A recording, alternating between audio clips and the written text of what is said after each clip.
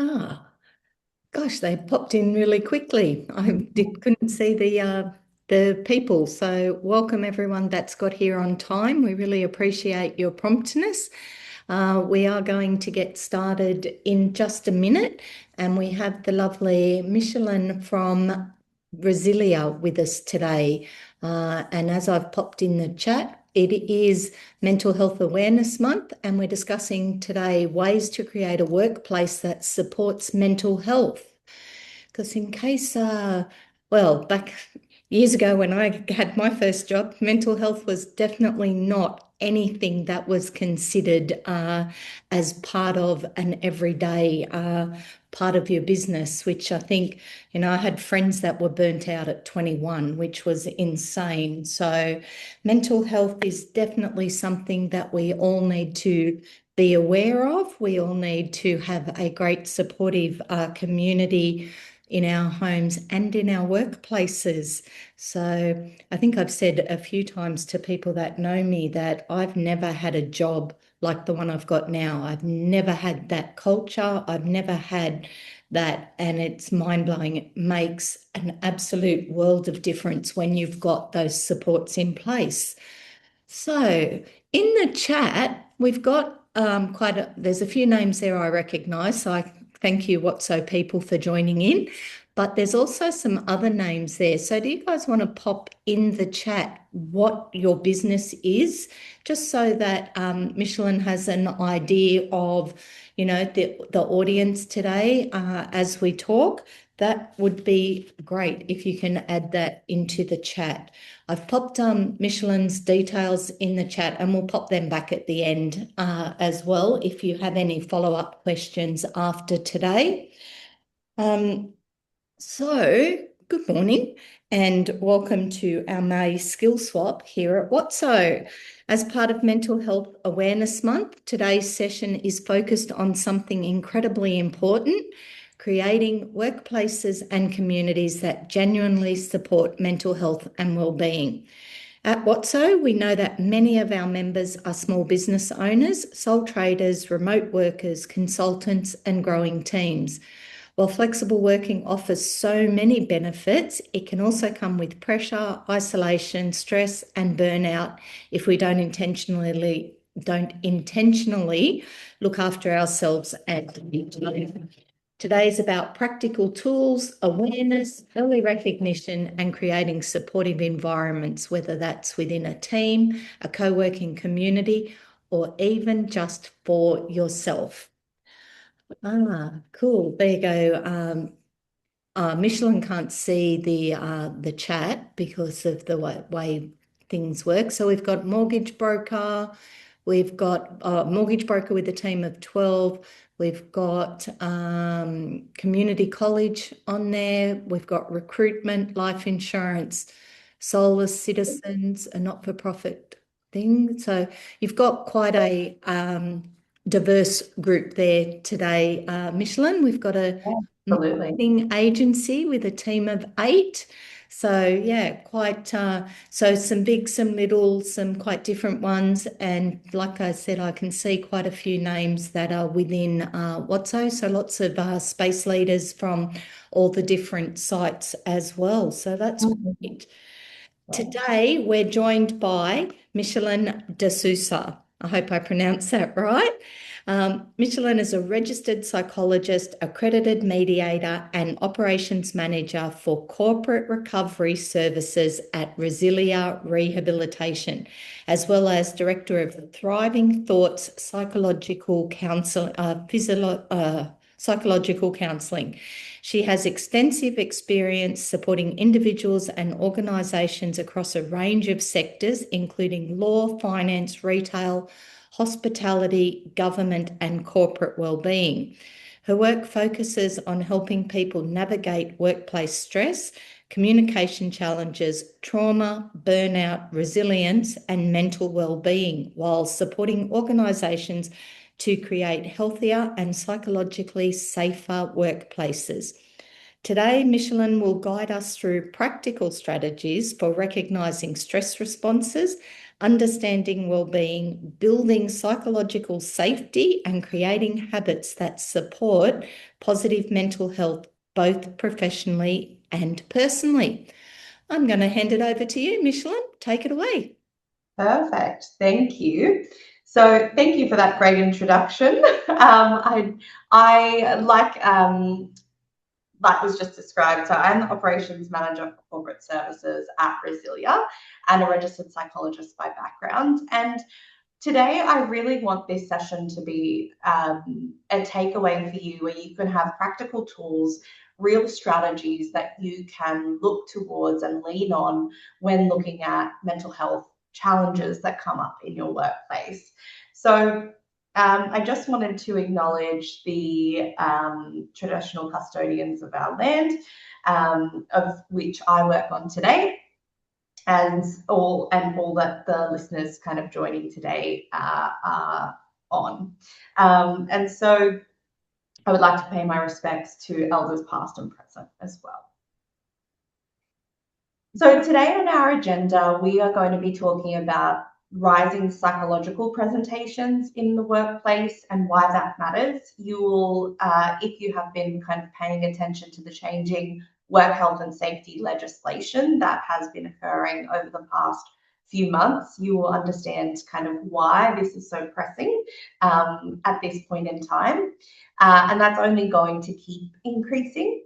Understanding our own well-being, understanding our stress response, and building psychological safety in the workplace, as well as making self-care a habit, not something that we just kind of throw around, but actually embedding it into the way that we work. We'll be talking through some key takeaways, and then we'll have some time for a Q&A after our session as well.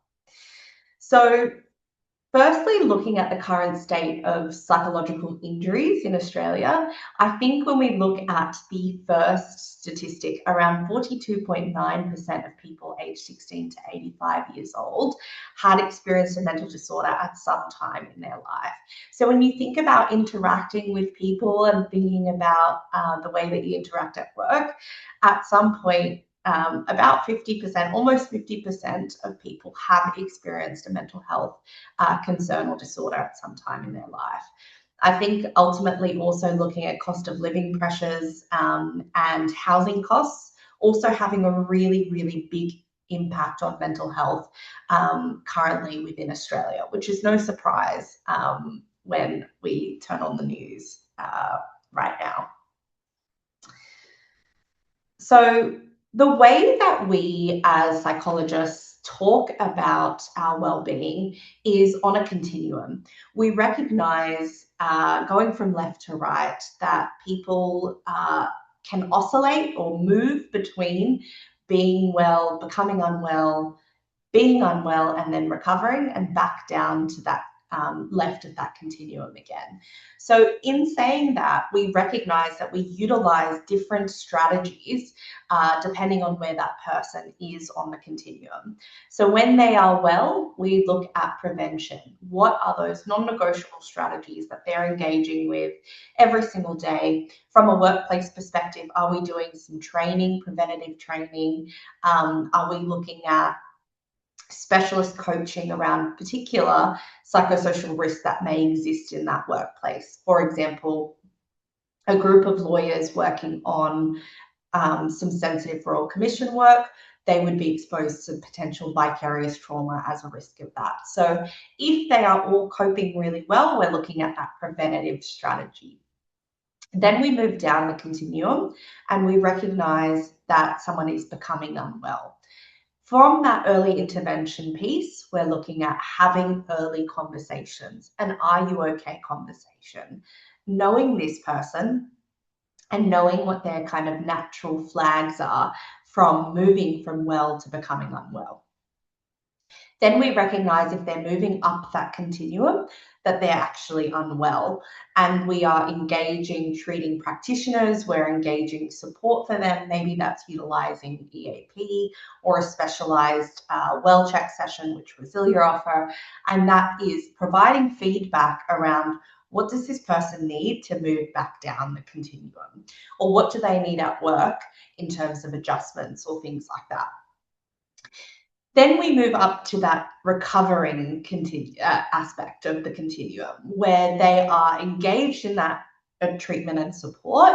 They're still not quite back to that well place, but they are moving towards, and so we would look at a return to work plan, perhaps.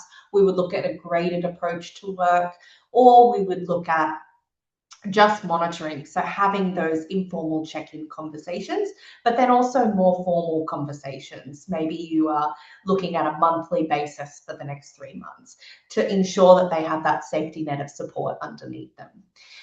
The easiest way to think about this on a individual level is through something we call SUDS. That is our subjective units of distress scale. Now, I like to describe this as a traffic light system. So when you are 0, you are feeling your absolute worst out of 10. And when you're 10 out of 10, you're feeling your absolute best. So the red light that we see turns on when someone is rating themselves 0 to 4 out of 10 on that scale. So we're saying, what are we thinking about when they're in that red zone, which we'll talk about.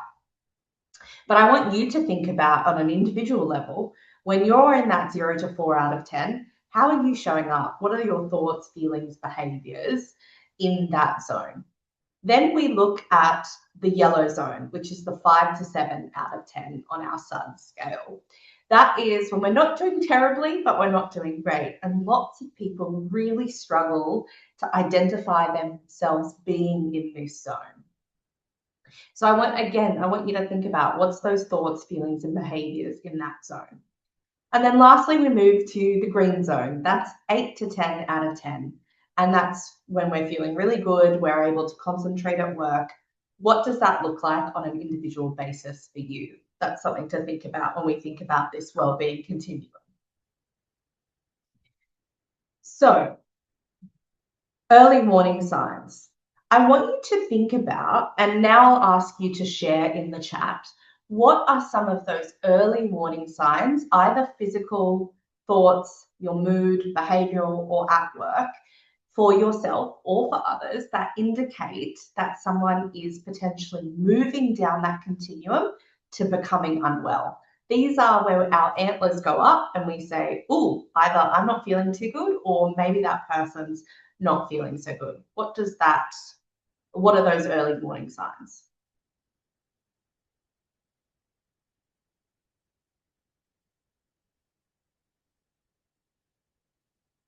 Just write them in the chat and then hopefully someone can read them out to me.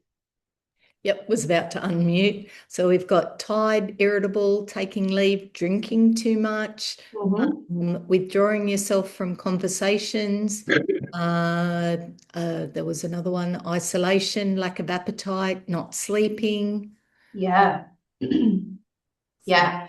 These are really, really clear kind of in-person signs that we're noticing. So you've all kind of mentioned a few of these that are listed, but then also from a physical, I think people kind of really ignore the physical somatic things that they get in their body. A lot of the time it's just that constant fatigue, that constant tiredness, that sleep difficulty comes up. That's our number one kind of radar for identifying something kind of starting to go wrong is sleep. Feeling that sick and run down feeling, so getting the flu a lot, or gastrointestinal issues, that comes up a lot. Paying attention to the physical is really important if you're someone that is quite cognitive. So you're thinking about, okay, maybe my thoughts are becoming a little bit negative. Maybe I am catastrophizing a little bit. Think about how you identify the most that maybe yourself, you are becoming unwell or becoming kind of into that yellow zone. Think about which ones you focus on in these categories: physical, maybe the thoughts, your mood, behavioral, or at work. And then I want you to think about what's one thing that you could identify that you could focus on more to help identify that earlier for yourself. we usually kind of exist or kind of focus on one of these things or two of these things. But there's actually earlier warning signs that we get through focusing on other categories. So something to think about to integrate it in.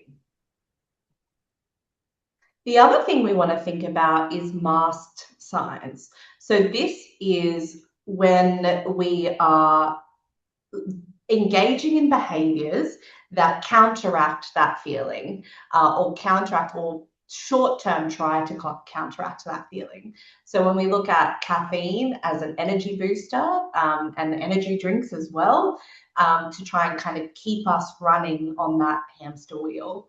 A change in types of food consumed. So if you kind of usually meal prep or you are usually kind of quite organized with your food and then you find yourself getting lots of takeout, feeling that fatigue and engaging in that type of behavior consistently.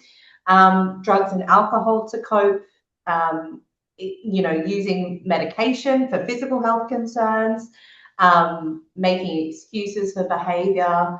And looking down that list, I remember a client that used to drink 25 cups of coffee to get through the day.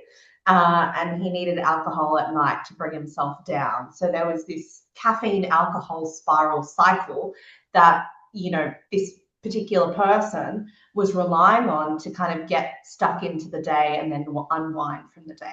So that is clearly a really clear masked example of I'm not coping, but I'm going to avoid the fact that I'm not coping and I'm going to just engage in these alternative behaviors to help prop me up.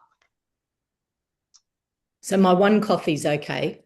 One coffee's fine. Two, I have my double shot in the morning and then I'm good for the day. But, I say whatever, if it's not affecting your sleep at night, but also recognizing that you need to eat with your coffee. You can't just live on coffee, and recognize that that is not something that you need to rely on.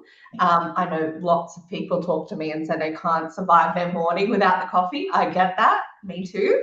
But recognizing that it needs to have that balance. You need to stay kind of in control of that and not just default to that when we're talking about masking specifically.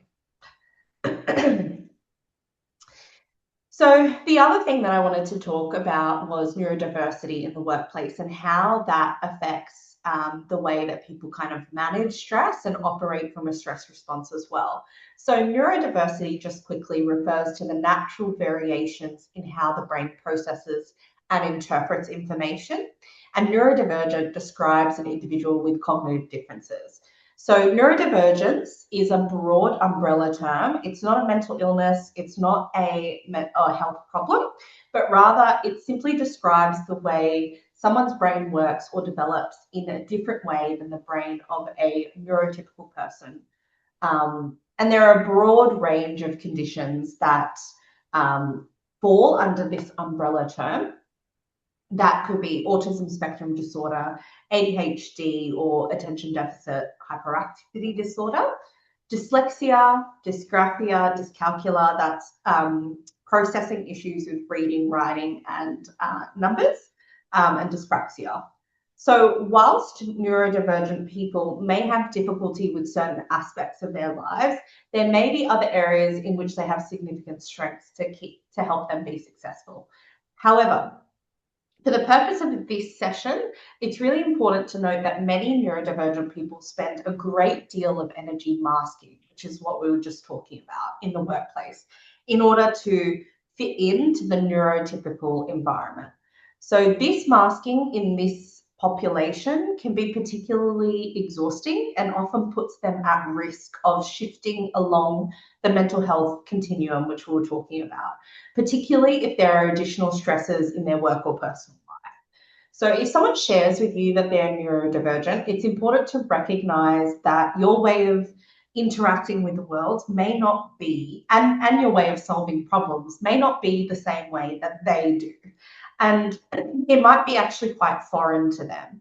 So trying to recognize that, as with the conditions kind of on the previous slide around kind of physical symptoms, cognitive, etc., it is important to listen to their experience without judgment and ask them questions about what they would like you to know from if you are managing them or guiding them, or even as a colleague, or even about yourself, trying to reflect on this is what would they like you to know about what might be helpful for them in the workplace, or what they need if they become distressed. So this looks like low stimulation environments, having a space to kind of decompress, things like that.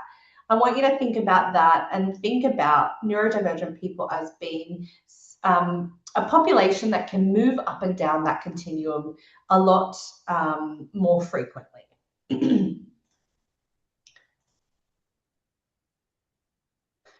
So when we're looking at, So when we look at the amygdala, we're talking about the stress response. It's the fight or flight response that occurs in the amygdala. So that is when there is perceived threat, the response kicks in and it's high gear. It's like an alarm that you can't really turn off and you can't really concentrate with whilst that's going off. So when people are operating from that emotional part of their brain, you need to adjust how you communicate with them. And you also need to recognize that when your emotional part of your brain is activated, you need to adjust how you communicate. So you may seem angry, sad, annoyed, distracted, numb, or any other kind of emotion. All of this is normal when the stress response is activating. So it's really important to recognize that our body is flooded with adrenaline and cortisol, which increases our heart rate and blood pressure, as well as our respiration. So our body is essentially trying to give us energy to help us ultimately save our life. So when we think about kind of caveman days, that is when an animal potentially would be attacking. That is our body's kind of evolutionary response to keeping us safe. But when we think about responding to a trigger kind of in the workplace, we recognize how this might not be helpful in everyday life anymore. So we want to think about our prefrontal cortex, or our neocortex, is the thing that actually shuts off when our amygdala is firing. So that's things like problem solving, cognition, planning, decision making being kind of the key thing that I want to talk about. Language and impulse control, again, another really important part of the neocortex or the prefrontal cortex. That actually switches off when the amygdala or the reptilian brain is activated. So it takes roughly 15 to 30 minutes to get back into that prefrontal cortex when you are heightened. So if you take anything away from today, recognizing that we don't want to make decisions when that amygdala is firing. Let's take a break and let's take a breath and then recognize that we actually have to get our body down, our heart rate down, and get ourselves into that place where we're able to get back into that problem-solving mode. So when we think about hypersensitivity on focusing on the internal physical reactions we have, so if you're someone that recognizes when you're starting to not feel good and you focus or hyper-focus on those physical sensations, then that can actually trigger this amygdala response.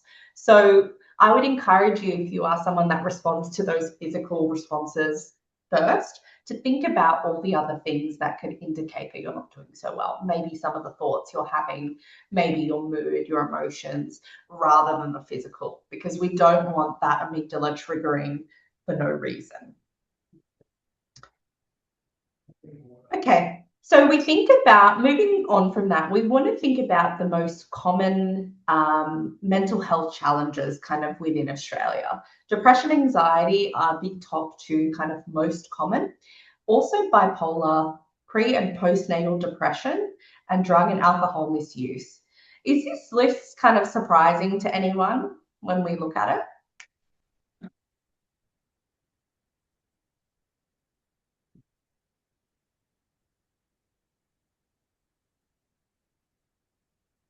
So, Steph, surprised at number 4 or pretty standard?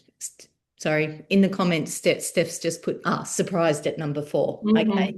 Yes, Yeah. that's the one that actually, yes, it's actually quite surprising to recognize that also within the workplace as well, because it's a very sensitive topic when new parents are returning to the workplace, and recognizing how do we have these conversations in a sensitive, but managing and supporting this person in their return to work, and recognizing that that could be an additional thing that's going on. Obviously, not to necessarily automatically assume that that is what's going on, but recognizing that there's actually very common mental health, it is a common mental health challenge in Australia. Now, I want us to think about this is essentially a list of ways of building psychological safety in the workplace. Now, I want you to think, what are some of the most important on this list or outside of this list that creates psychological safety from your perspective as a group?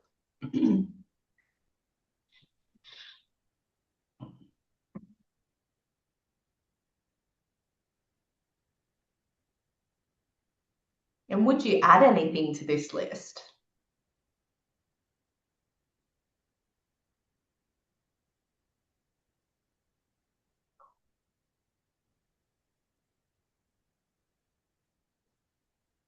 It's a pretty covered list, isn't it? Okay, we've got, what have we got? Express gratitude. So doing gratitude. Sorry, Melanie, I'm not sure what you want us to repeat. Then Sada's put trust, build self efficiency, efficacy, and flexibility in there. Self-awareness.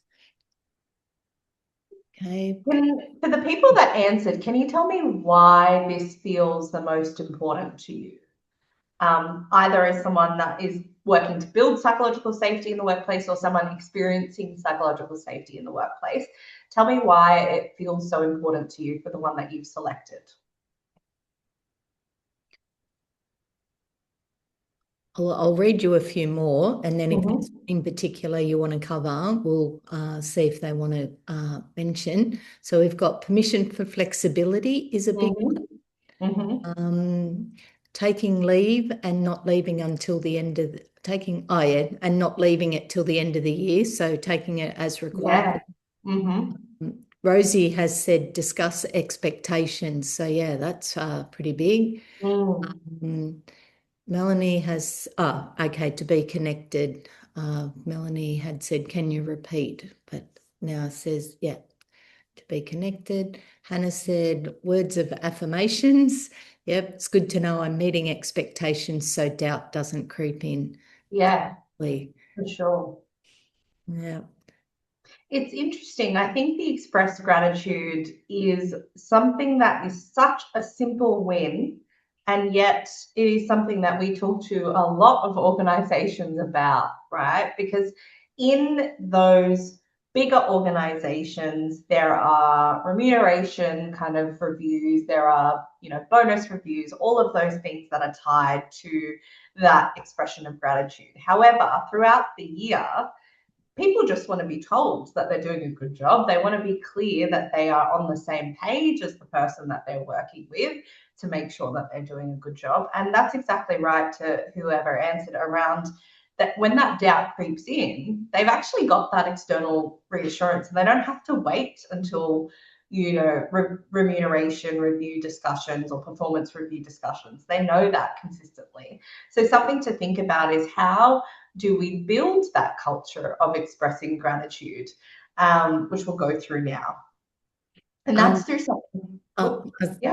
I was just going to say, Melanie's put that she struggles to if the expressed gratitude is not genuine. So that's I think you're going to cover some of that. I know one of the things that I've done is I've actually joined a gratitude group, and So 21 days of each month, we put in 3 things that we're grateful for. And sometimes that can be really, really simple stuff in like along the lines, that the sun was shining this morning, which Mm. it gets you into the habit of gratitude and Mhm. those real moments in your day that then become easier to recognize and say them, so that then when you're then talking to a coworker or someone in your space or whatever, saying positive things is so much easier because you're used to, like You're you in said, that saying frame of it to mind. yourself. Yeah. Yeah, absolutely, absolutely. And I think that that starts with when it's when Melanie was talking about it being, if it feels insincere, it comes through micro affirmations. It doesn't need to be these huge bells and whistles, pull the, party poppers off, let's celebrate this person. It's through very little subtle affirmations that contribute to that feeling of it being genuine. So active listening when someone's telling you about the unimportant things that are not necessarily relevant to the work, but it's important for that person to feel heard and seen in terms of their family, what they're doing on the weekend, understanding them on a personal level if you're working with them every day. Giving credit to all those involved in a job, that's a really important one, not taking credit for other people's work, or also recognizing that there's multiple people working on that, even the quiet people that are just kind of working away, they deserve that credit as well. Giving feedback that is fair, specific, timely, consistent, and clear. When you are giving feedback, making it pass through those doors and recognize that if we want to be a good leader, we need to make sure that feedback is meeting all these things in order to build that trust and we can still engage in that gratitude for the person through providing feedback as well. Giving encouragement and support when something doesn't work out. Now, this is called safely failing. When employees are encouraged or supported, if they take a risk on the work that they're doing, or if they're putting themselves out there and it doesn't work out, giving that encouragement and support anyway, that unconditional positive regard for someone, not just when they're winning, but also when they're trying something new, they're trying to move something forward and it may not work out. Allowing staff to speak equitably at meetings, really important to make sure. There are people with different appetites for speaking in crowds or speaking in meetings, and it doesn't mean that if they are fearful of that you should completely avoid them altogether. Still giving them the space. If they don't take up the space, that's fine, but you're allowing for that equitable time. Remembering personal or important events about a colleague, expressing that praise and gratitude, using a person's name. You would be surprised that, I know probably people are thinking, why is this on this slide? Using someone's name and addressing them by their name, especially kind of, I know in those smaller teams, it's easier to do that and think of that, but think about when you are calling upon someone, making sure that you are fully engaged with talking to just them, with eye contact, with no distractions, utilizing their name. All those things tells this person you are important, you are worth this time that we're working together on whatever. Greeting your team when you come in and when you leave, and introducing people at a function at work. So recognizing new people coming into the team, there are existing relationships. How do we make that person feel affirmed in the team that they're joining? Any comments on this? There is a great one here from Taz, and I love it because it addresses the fact that we all have a different love language, which I know is a completely different topic, but this one falls into that. They've sort of said expressing gratitude as an employer can be verbal or something else.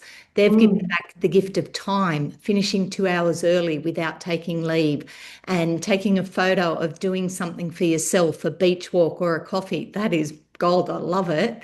We Perfect. gave the team each a pamper session for an hour massage during the workday, a massage or pedicure for Mental Health Month.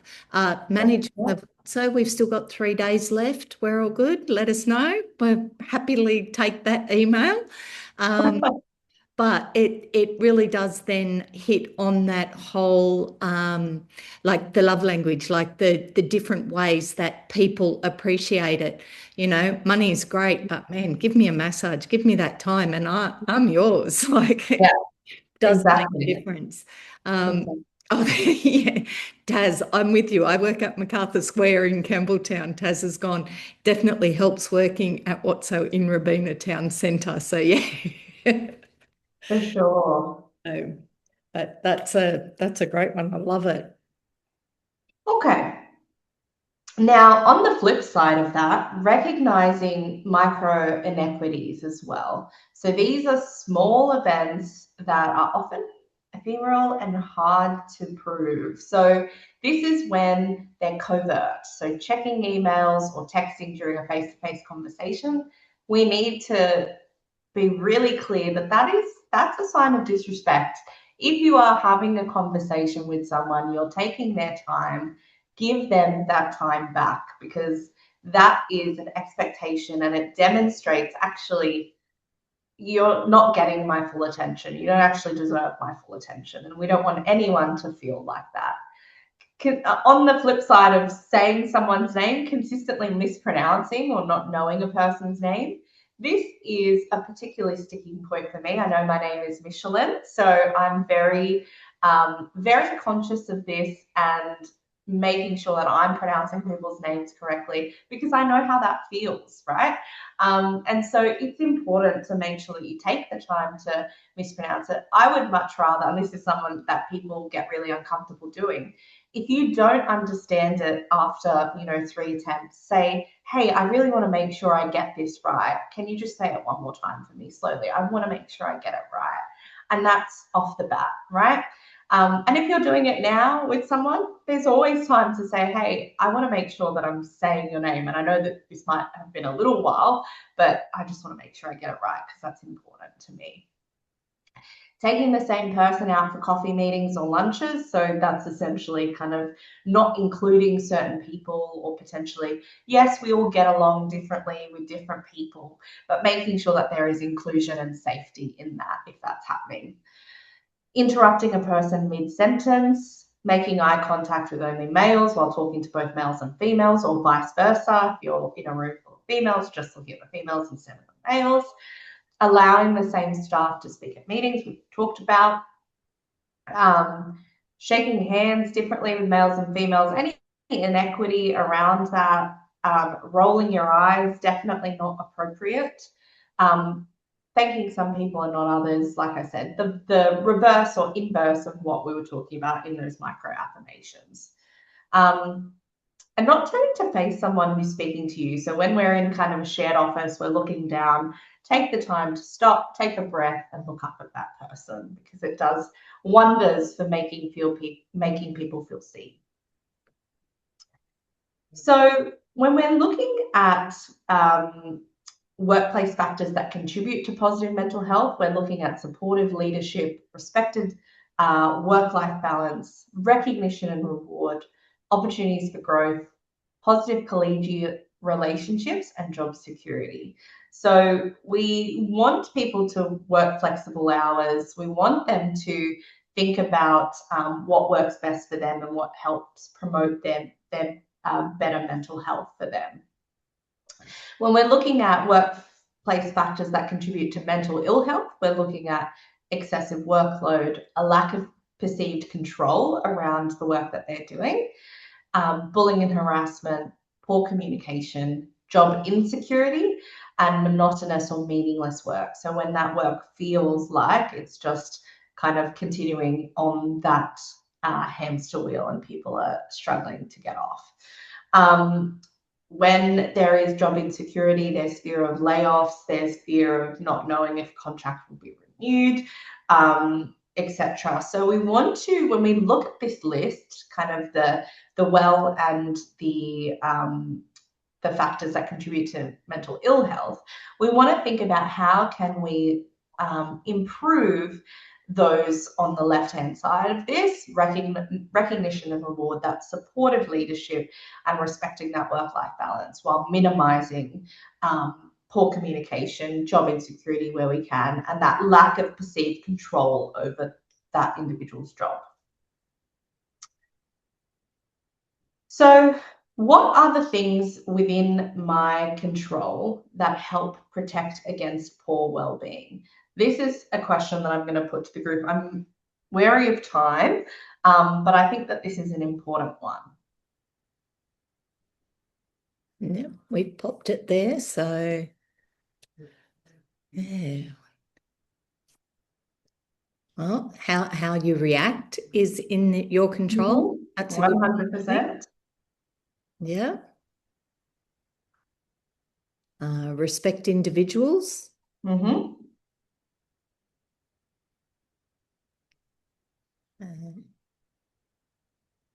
Self-care. Going for a walk. Oh, wait, there was a couple pop up at the same time there. Self-care, going for a walk or a swim. Call out risks, advocate for positive ways of working, and taking time for self. Perfect. Yes, that is a perfect segue into what I want to talk about now. So one more. This one is super important. This is the one I forget to do all the time. Work-life balance, taking lunch breaks. Yes, that's a non-negotiable, non-negotiable. And when we think about it, we think about our, time. There's never enough time in the day when we're thinking about taking a lunch break or, I guess, recognizing that just that little bit of time is going to make a huge difference to our well-being. So when we think about this, our protections for our personal well-being, we think about prioritizing sleep, ensuring that we're getting enough quality sleep, taking regular breaks. So this is what we were just talking about, stepping away to recharge during the day. That prevents burnout. Taking those lunch breaks means that you're going to be able to show up for yourself consistently, more consistently, in a better headspace, because that time is your time. Setting boundaries around defining your work-life boundaries. When does unplugging occur with digital devices after hours? What does that look like for you? And how can we take one step towards that? People like to tell me in one-on-one sessions, that's a joke to them. That's not something that they can do. But ultimately, if you're logging off 1 hour before bedtime, or a little kind of implementation that we can do is, okay, you're not checking your phone or your emails during dinner time with your family, right? That's a really small ask. So think about if it feels like an all or nothing approach, what's one step that you can take to engage in these protections for your personal well-being? And then when we look at peer support and connection, we're thinking about building meaningful relationships, cultivating supportive relationships with colleagues, friends, and family, and engaging in open conversations, reaching out to trusted peers for emotional support to discuss those stressors. Participating in team activities, another really great one. Taking part in social events or informal gatherings to foster connection and reduce that isolation. When we look at meaning, purpose, and gratitude, this is our psychosocial well-being. We're looking at finding purpose in daily activities, reflecting on the aspects of your work or life that bring you meaning.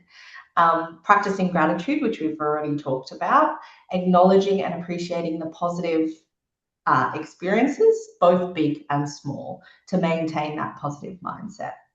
And aligning with our personal values. Identify how your role or your life choices align with your personal values to enhance your sense of purpose. This is a huge one. What is important to me? How do I make sure that I am aligned with my values in the things that I'm doing? Any questions around this one?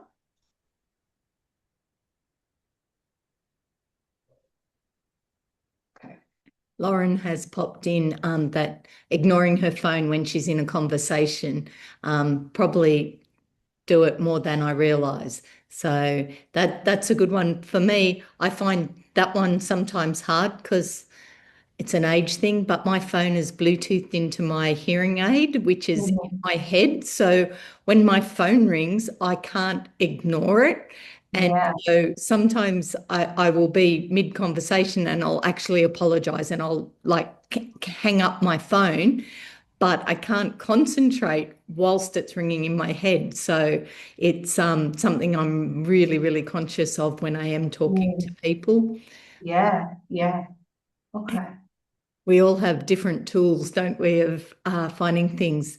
Definitely, definitely. And I think recognizing, so as I'm talking today, I wanted to make sure that you had kind of real solutions for the things that we were talking about. So if we're talking about meeting stacking, so attending back-to-back meetings, they leave you mentally drained, they reduce your productivity. What do we want to do to solve that or work towards that?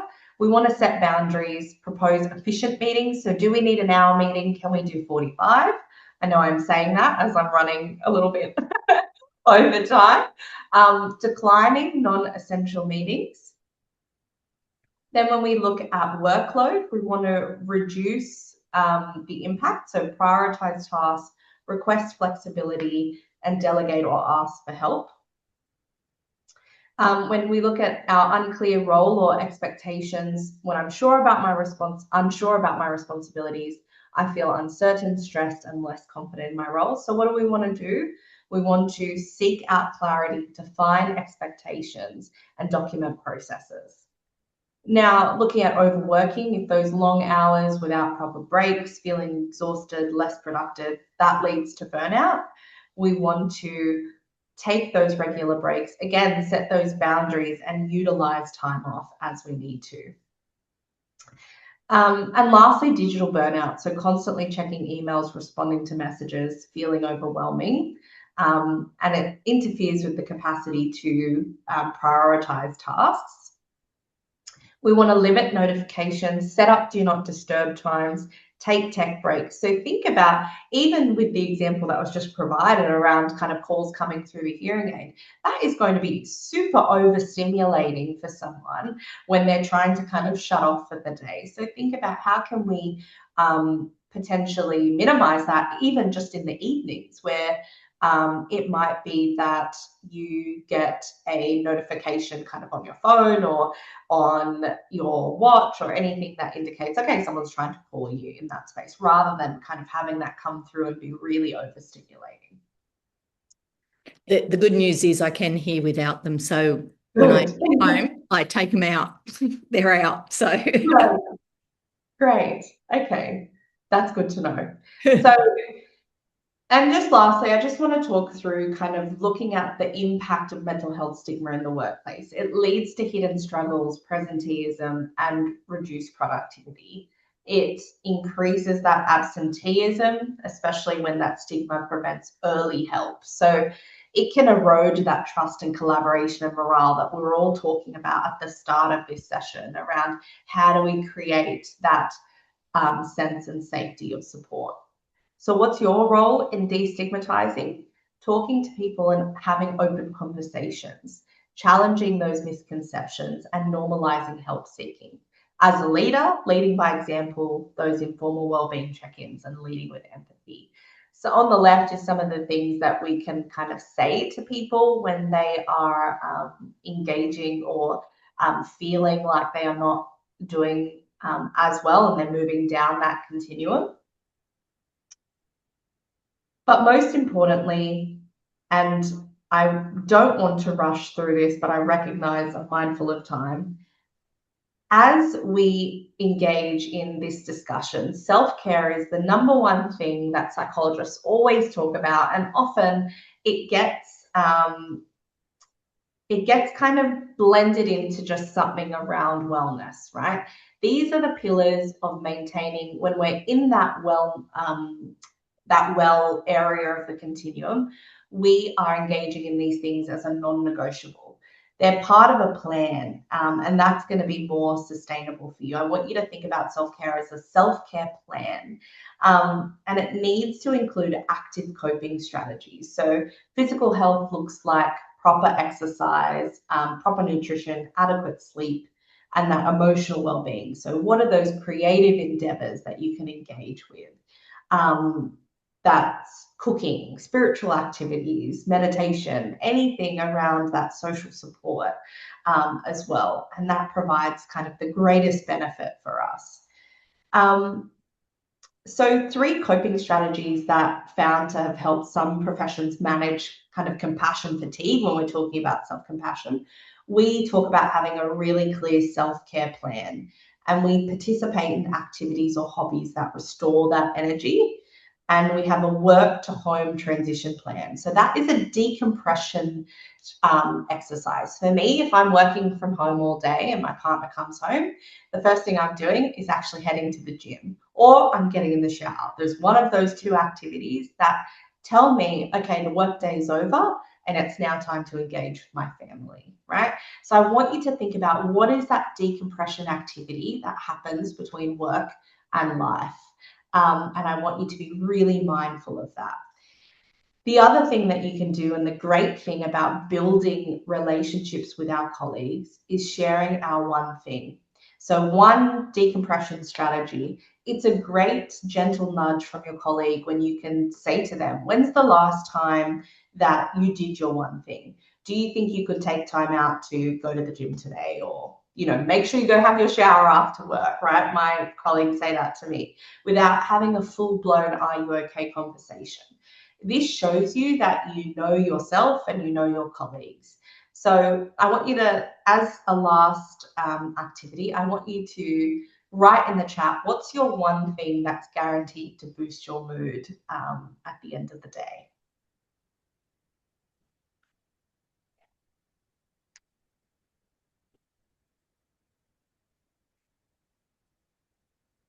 Anna has mentioned that her girlfriend has a do not disturb time after 7 p.m., puts her phone on do not disturb and puts it away. I lock my computer away now. I leave it at work in a locker where before I used to take it home. So I still see some of the messages on my phone, which prepares me for tomorrow and I know what I've done, but I'm not tempted to actually action them. So I'm prepared but not doing the work. So that for me was big, to start leaving my computer at work. Josie likes to throw herself in the ocean, especially when it's rough. My favorite.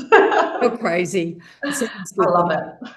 Abby likes going to the gym. Katrina likes seeing pets, playing with the grandbabies. I don't have those yet. Listening to favourite podcast or favourite playlist. Oops, I've disappeared. On the way home in the car. I've been listening to books, audio books. They're phenomenal. I love it. Half-hour chapters, and because I don't get time to read, but I've listened to some phenomenal books this year, which has been amazing. Josie, good. So listening to songs, Josie's the one that's screaming along at the top of her lungs in the car on the way home. Beautiful. That is perfect decompression. I love it. A walk, looking at the sky, hopefully before it gets dark. Go for a hot girl walk. Thank you. There you go. Thank you, Sada. We realise we've gone over, but thank you very much for being here. They've got to go.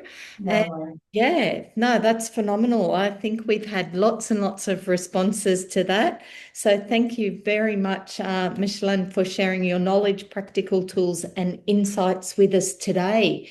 Mental health conversations are incredibly important, especially in small business communities where people are often carrying a lot on their own. One thing I really loved from today was the reminder that well-being doesn't always require huge changes. Sometimes it's the small, consistent actions, conversations, and connections that make the biggest difference. Thank you, everyone, for joining us online today as part of our May Skill Swap and Mental Health Awareness Month. And we hope today's session has given you some practical tools, ideas, and reminders to take back to your work and daily life. if today's conversation brought up anything for you personally, please remember support is available.